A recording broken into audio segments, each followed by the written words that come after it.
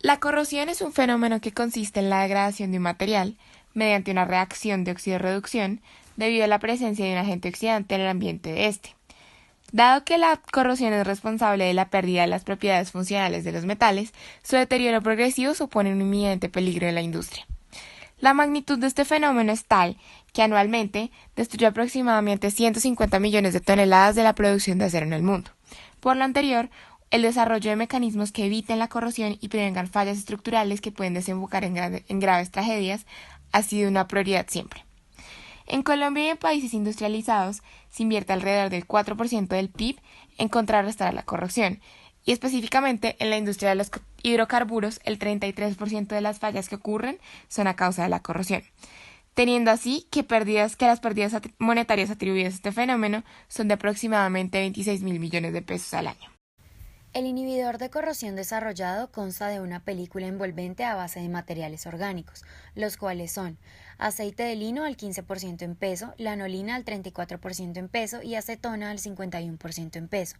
Por su parte, la lanolina es un ácido graso producido por animales lanares, la cual, al ser producto de un desecho de industria textil, hace que sea un elemento reutilizable y por ende ambientalmente amigable. Adicionalmente, el aceite de lino es un ácido graso de origen vegetal, cuyo principal componente es el ácido linoleico, de modo que al mezclar estos dos compuestos se da una reacción de reticulación, en la que se forma un entrecruzamiento de los ácidos grasos que impiden el flujo de moléculas hidrofílicas.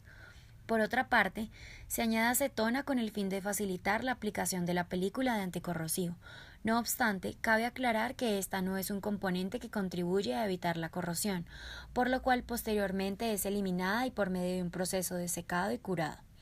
A diferencia de los anticorrosivos tradicionales a base de poliuretanos, epóxidos, poliésteres, pigmentos de cromo, entre otros, al hacer uso tanto de aceites de origen animal reciclados como de aceites vegetales, es que el presente inhibidor de corrosión puede considerarse biodegradable y ambientalmente amigable. Con el fin de corroborar experimentalmente la funcionalidad del inhibidor de corrosión y teniendo en cuenta que se está hablando de un proceso en el cual el cuerpo metálico y el agente corrosivo están en contacto directo, es decir, corrosión química, se llevaron a cabo las siguientes pruebas. En primer lugar, se tomaron dos metales diferentes, aluminio y hierro, para los cuales se realizaron una serie de procesos específicos. Para el aluminio se realizó un proceso de corrosión acelerada por medio de ácido clorhídrico al 1 molar por un periodo de alrededor de 10 minutos debido a la reactividad del material al entrar en contacto con la solución, mientras que los tubos de hierro fueron expuestos a dos condiciones diferentes, donde unos fueron sumergidos en la misma solución, ácido clorhídrico al 1 molar, durante 3 días, y otros fueron expuestos a una simulación de corrosión ambiental en una cámara de estabilidad con condiciones de 97% de humedad, igualmente por 3 días. Finalmente, la efectividad del anticorrosivo fue evaluada por comparación cualitativa espectrovisual y cuantitativa con respecto a un grupo control de metales que se sometieron a los mismos procedimientos de corrosión, pero que no fueron tratados con la película de lanolina y aceite de lino, cuantificando el efecto de la interacción con el agente oxidante a partir de la diferencia de peso que presentaba el sistema.